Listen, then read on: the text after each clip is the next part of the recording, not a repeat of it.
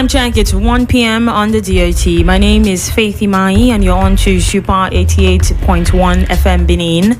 And right about now, I'm joined by some special guests in the studio today. They are going to be talking about something very important, something that we seldom talk about. We're going to be talking about the environment. We're going to be talking about waste management. We're going to be talking about everything that has to do with the environment today on the show. It's a chit chat that's going to go on for 30 minutes right here on Super 88.1 FM. I'm pleased and excited to have Elvira Jordan in the studio today, and of course Igboan Promise is here as well. I'm going to give them ample time to introduce themselves properly and tell us what to do and why they have come to Super FM today. Good afternoon, Elvira. How are you doing today? Yeah, good afternoon. I'm doing fine, and you? I'm very well, thank you for asking. Good afternoon, Promise. How are you? Oh, I'm doing well, fine. Okay, thank good to have you join us as well. Now tell me, Elvira, tell me about yourself, your portfolio, why you're here, the organization you represent, and everything we need to know. Okay, my name is Elvira Jordan. I am the Communications Officer of Environmental Rights Action, Friends of the Earth, Nigeria. Also known as ERAFOEN. ERAFOEN is an environmental activist organization that deals with protecting the health and safety of the environment. We do this through sensitization programs, advocacy visits on issues concerning waste management, climate justice and energy, food sovereignty and biodiversity. We also have programs where we engage with democratic leaders, policymakers on how to facilitate laws that protect our environment. And today, today we are here to celebrate the International Zero Waste Month to talk about waste management and especially the menace of plastic waste in our society today. So that's why we're here. Fantastic stuff. Love to hear that we have Nigerians who are actively involved in preserving the environment. We also have Igboan Promise in the studio with us today. Tell us everything we need to know about you and what you represent. Well, my name is Igboan Promise, like you just said. I'm the coordinator of Student Environmental Assembly in Nigeria, University of Benin chapter. What we basically do is we fight, or we tend to foster a peaceful, cleaner and student environment for learning, most likely.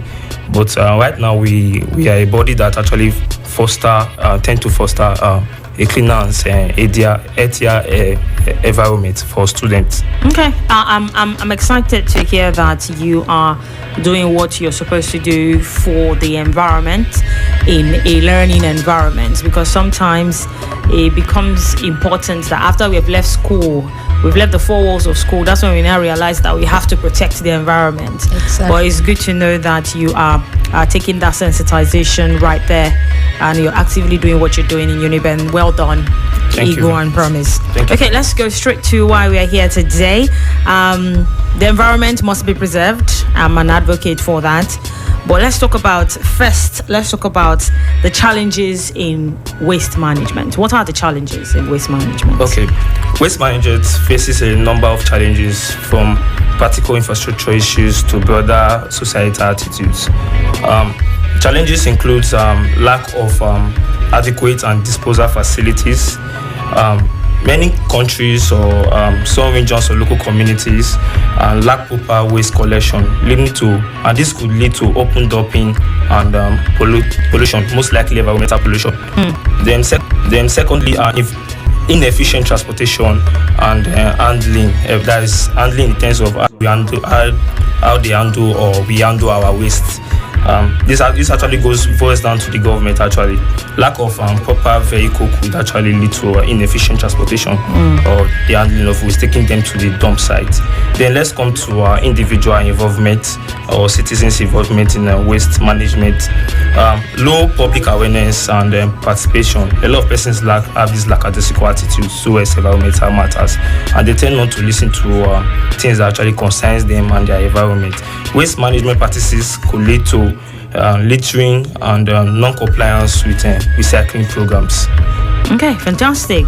Well, said right there, Promise. Thank you. I appreciate that. Now, I'm curious. I want to know, why is waste management an important subject? Now, I'm speaking on behalf of the layman. I know why it's important, but there are several people out there who will be wondering, why are these people in the studio right now? What are they doing here? Why is waste management an important subject? Okay, waste management has always been an important subject as long as humans exist. Every human being produces waste. Now, imagine a man who lives in a house, like a room like this, and every day you're producing waste. You're eating, you're defecating, you're urinating, and then you have no plan of disposing of the waste that you have in your house. A day will come, you will find out that you're being swallowed by the waste that you have in your house. And so that is why, as human beings, we all look for a way to dispose our waste. So waste management or waste issues have always been at the forefront. But like he just mentioned, the issue we have here in this part of the world, in Nigeria and in Africa, is our social behavior, the approach we have towards waste management. We feel like waste management is just a trivial issue. It's something maybe the government should handle, or something we can just play with kid gloves. But we're here to let you know that improper waste management is a danger, not just to our lives, but to our environment, to our health, to our source of livelihood, and life as a whole. This earth we live in, we need the earth to survive. And improper waste management damages the earth. Take, for instance, the plastic waste that we're talking about today. We produce plastic waste, we use plastic waste, and then we dispose of it into the environment. We just throw them around. And then when it rains in Benin City, in Port Harcourt, in Lagos, in several parts of Nigeria, we see floodings everywhere. And then we turn around to ask questions, to say, why is it flooding? Why is it flooding? Why is it flooding? We're forgetting that single plastic that we threw away on the road found its way into the waterway, into the gutters, blocks the gutters, and then there's no way for the water to pass. That is one issue that improper waste management causes. And then we have this waste, some of them find their way into our oceans. They destroy aquatic life there, because when they get there, it's not supposed to be there. It's not supposed to be in the ocean. And so one way or the other, it destroys aquatic life. And then we also have issues of incineration, because people feel that is the quickest, best, and fastest way to dispose of your waste. You burn it, and then you feel like you've burnt your waste, and then you're okay. You don't know that when you burn your waste, it releases microparticles that go into the air. You end up breathing in these microparticles, they get into your lungs, and they become a danger to your health. So improper waste management is a danger to our health, is a danger to our environment. And here in Africa and in Nigeria, we have gotten to that point where the waste we are producing is about to swallow us. And if we don't do something about it, we will get caught up in the whole issue of the waste and the earth, because Mother Earth will spit out whatever it doesn't want. And when Mother Earth starts spitting out the waste that we have produced, what is going to happen to us at the end of the day? Oh my God. It is always an important subject. I don't want to imagine that, but let's talk about the issue, the aspect of waste that we have been dealing with, especially in Nigeria. Let's talk about plastic waste. Why has plastic waste become a concern in the environmental scene, especially in Nigeria?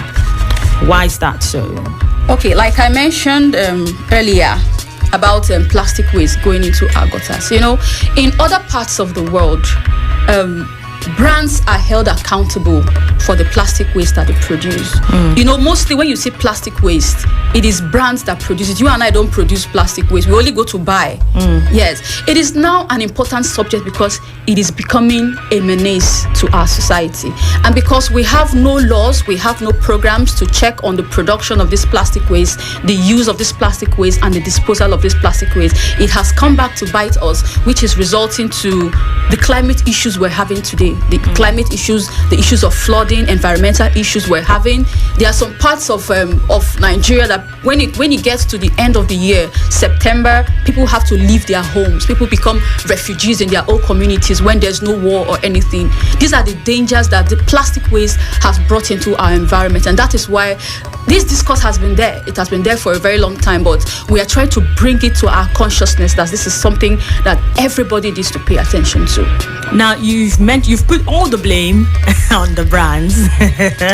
You put all the blame on the brands for producing plastic. Maybe the bottling companies, especially people who produce water, fizzy drinks, and all of that. These are the issues. But in some cases, we've seen most Nigerians who actually recycle this plastic, use them. Maybe someone who bought a fizzy drink would now use the plastic to sell her own juice, maybe orange juice or zobo. Is that something you will commend? Because I'm more concerned about the final destination of this plastic. You cannot use a particular plastic bottle forever. Exactly. And plastic is not something that would dissolve naturally on its own. So what do you think brands can do to actually manage this plastic waste? Okay. Oh, sorry, let me just chip in something. There was something I missed to mention. Do you know that the average plastic can takes at least 400 years to decompose? The average plastic bottle takes 400 years to decompose. Now, we're not against using plastic, because in this our time and era, it's impossible to say let's stop using plastic as a whole. We are against single-use plastics, the one that you use and you just dump and you throw away. So for people who there are certain people who know about recycling, but it's a very small fraction of us, of the larger society. It's a very small percentage of the society that can say, okay, I know what recycling is. So there are some persons who say, okay, yes, we know what it means to recycle, but how many recycling plants do we have, even in Benin City here? Just a few. So people are not aware of this, but we encourage people to recycle. But because the awareness of recycling is quite low, we are moving for a reduction of the use of single-use plastic. Okay, fantastic. Promise. Okay, brands both large and small contribute to waste pollution in the environment, and some of the ways brands contribute to waste pollution in the environment are promoting overconsumption. Like they just come on here and start doing massive or tactic marketing. Marketing. But they need to make money. The brands need to make money. Yeah, of course they need to do, but most likely most people are encouraged to buy in large quantity what they're not supposed to buy. Why buy what you know you cannot consume immediately? Instead, you're encouraged to just buy what you know you are going to consume immediately, or what you know you are not going to like. Okay, so you are saying that the brands should have lower sales? No, I'm not saying they should have lower sales. Because honestly speaking, they want to make money. They want to keep their businesses afloat. Okay, let me come in here. We are not saying you shouldn't do business. Everybody needs money. But the thing is that you are producing waste and you're making money. Some of these beverages especially, they make billions of naira from Nigerians on a yearly basis. It will take nothing from them to have a strategic recall strategy.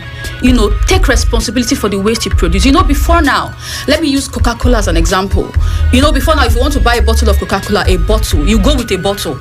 Yes. And then you have to exchange a bottle for a bottle. But because they found out that it's cheaper to make plastics, everybody's now switching to plastic, and then you can just use it and discard it. Now, these brands can have a recall strategy, a strategy that you can use to get your waste back from the environment. You can say, okay, if you bring 20 bottles of plastic, we'll give you one bottle of beverage, of drink, of soft drink. You see people rushing after it. That is, but because here in Nigeria, we don't hold these brands accountable for the waste they produce. They just produce, and they make money from us without caring about the environment, without caring about what happens to that plastic that you have created to do your business. Now, if you can't manage the plastic waste you produce, we also have other means of packaging. Okay. We have reusable and renewable packaging. We have biodegradable packaging. There are some of these, I just don't want to mention brands, but we have some of these yogurts that we drink that use paper packaging. Those are biodegradable. So it mustn't be plastic bottles. It mustn't be plastic. We can use other bottles that are reusable. Yeah. Okay. Thank you. Promise, please. Go ahead. Okay. Brands are also encouraged to use not to use difficult to recycle materials. Okay. Yes. They should try as much as possible to use materials that are lighter or easier material that could be used, that could be recycled and reused for the masses. Eventually. Certain materials used in products like the composite plastics or glued together components makes them difficult or impossible to recycle. So brands are encouraged not to use difficult to recycle materials for their products. Okay, fantastic stuff right there. I think I would actually buy that. I think brands should actually use materials that are reusable to package their products.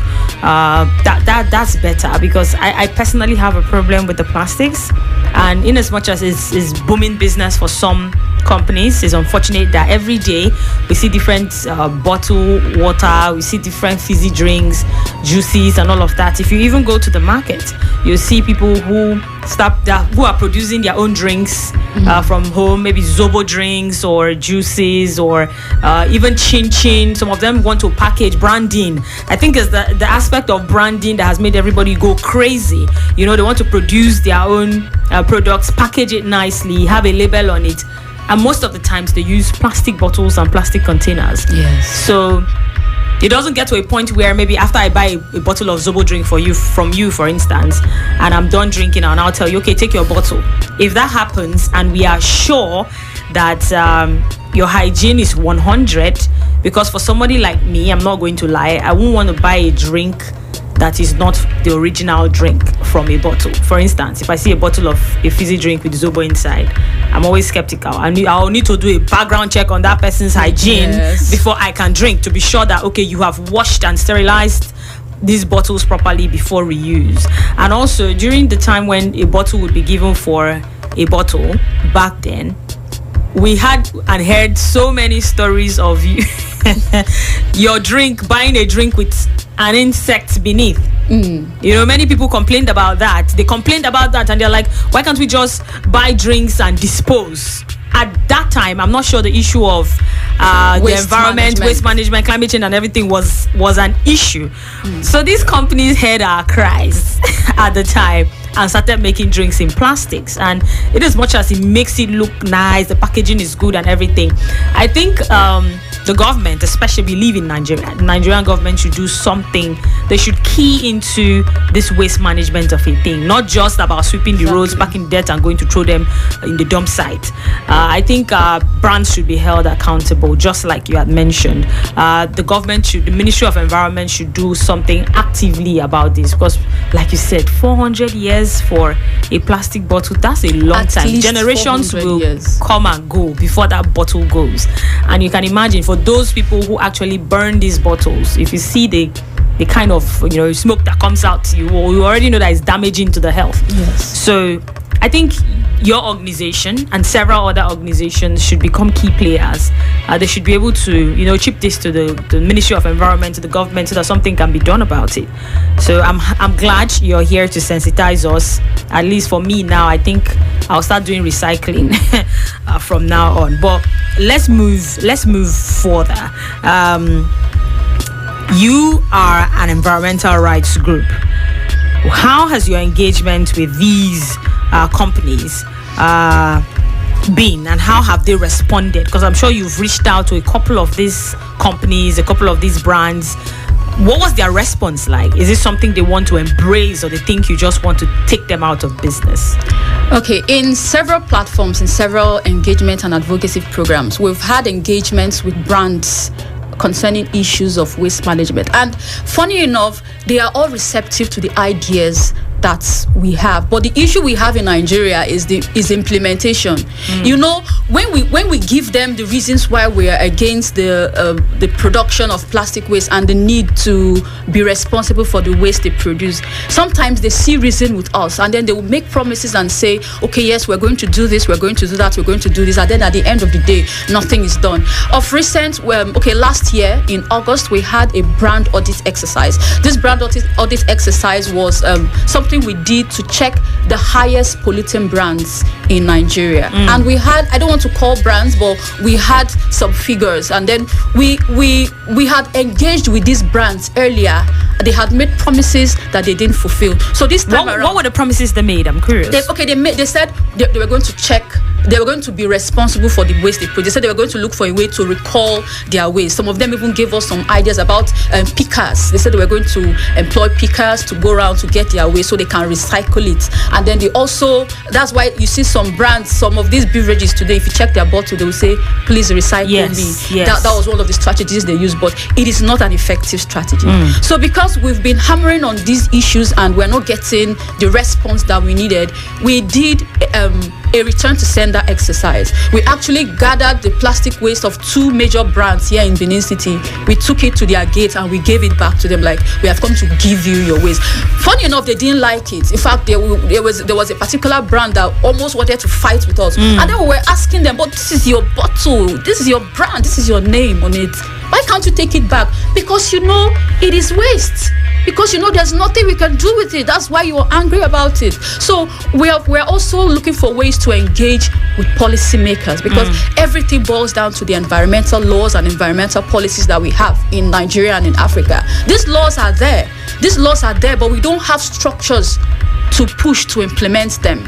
And then here in Africa, I'm talking about Africa because we seem to be backward in everything. Oh my God. While we are trying to drag people, telling them how to dispose of their waste. Okay, please bag your waste, though. Don't throw it on the road, though. Don't burn it. In other countries, people are way beyond that. People are talking about zero waste strategy, where we don't generate any waste. Every waste we generate, we use it. We reuse our waste. We use it for one thing or the other. There are countries who have already implemented those things in their laws. And here in Nigeria, when we meet with policymakers, they don't even know what zero waste is about.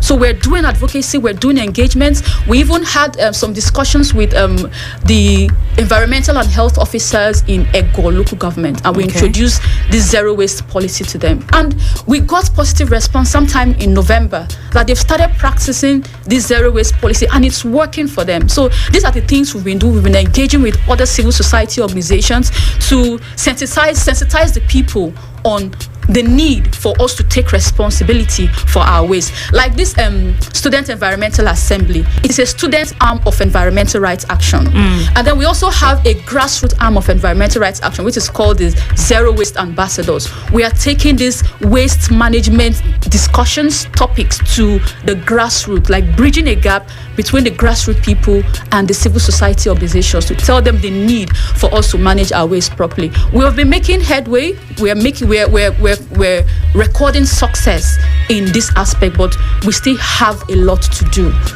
Definitely there's a lot to do, because sometimes I wonder if you go to a supermarket, especially in some of the major cities, is with excitement that they will package the things you have bought in a big nylon bags, not just one but several nylon bags. And when you're leaving the supermarket, you're feeling like a baller. You're feeling like someone who has gone to a shop. You don't know that you are taking waste home. So I've also seen some supermarkets that use paper bags, and I think that's commendable. Yes. I've seen restaurants that actually use paper bags. I've seen restaurants that do not use, these takeaway packs. Those are plastic waste as well. They would rather use paper packs. Then we have chloroform packs. Those ones that you can easily fold and bend. Those are biodegradable packaging. Some people have already keyed in some companies. I would commend them. They've already keyed into that. Like, we know we can't mention brands, but they've already keyed into that, and I think those people are future focused. If other people can actually follow their footsteps, I think we'll be somewhere near progress. Yes. But in the meantime, let's go to what is happening in Uniben regarding the environment and what you are doing as the coordinator of Student Environment Assembly.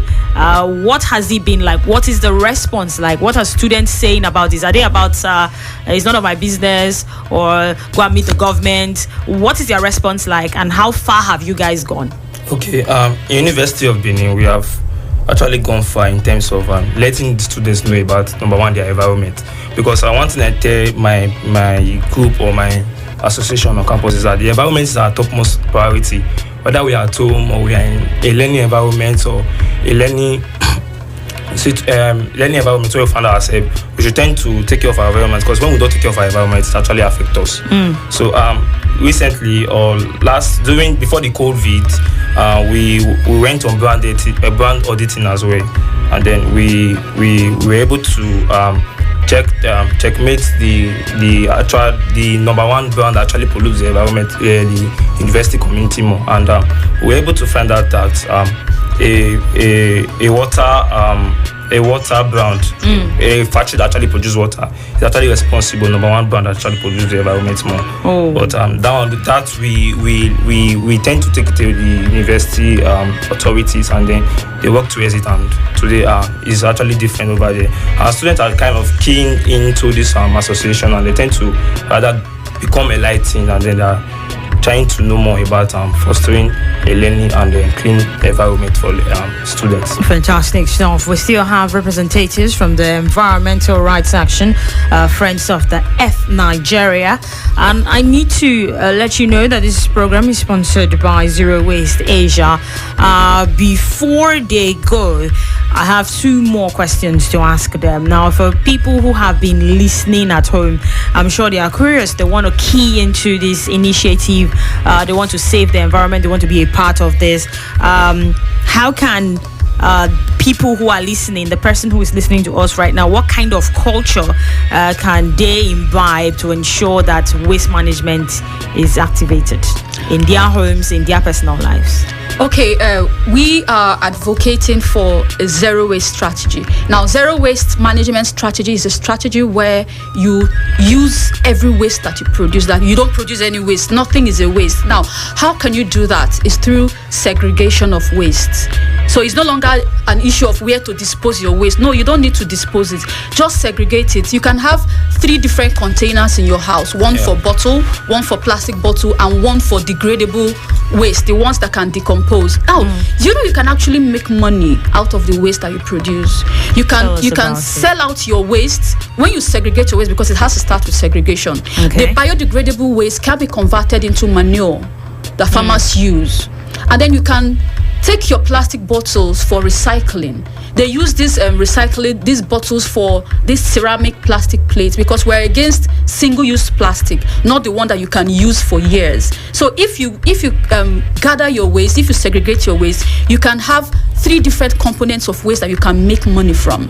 So we are advocating for zero waste strategy. And then aside that, we know it will take some time for people to get to that level where you can imbibe or embrace the zero waste strategy.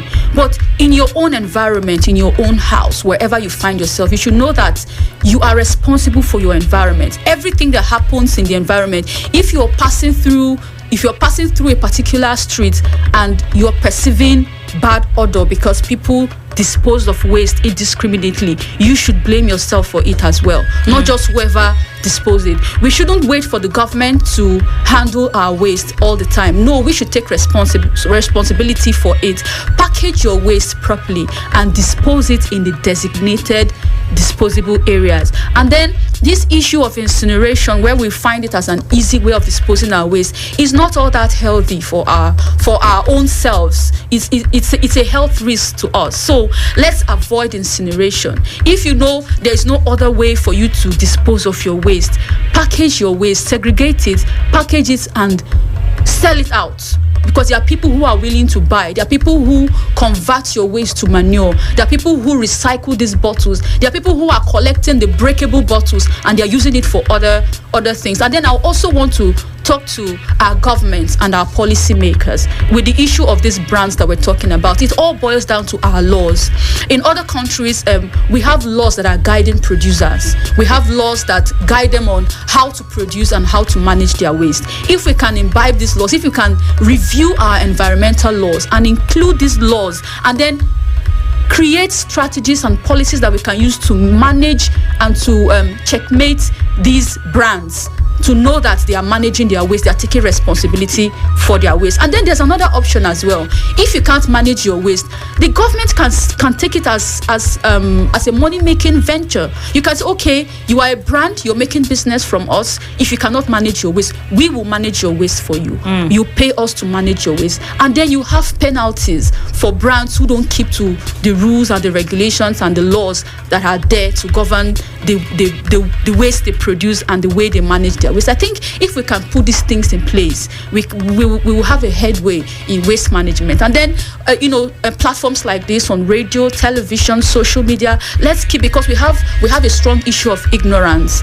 Let's keep talking about our environment. It's because it's important to us. We have no other place to live except Earth. We have no other place. Even if you run from here to another state or another country, it's still Earth. You are still on Earth. So if you can't manage your environment here in Nigeria, if you go to the abroad, you will still be a dirty person. True. You will still be damaging the environment. So it should be in our consciousness that we are responsible for our environment. Fantastic. And we should take care of our environment. Fantastic. Well said, Elvina Jordan. Appreciate you.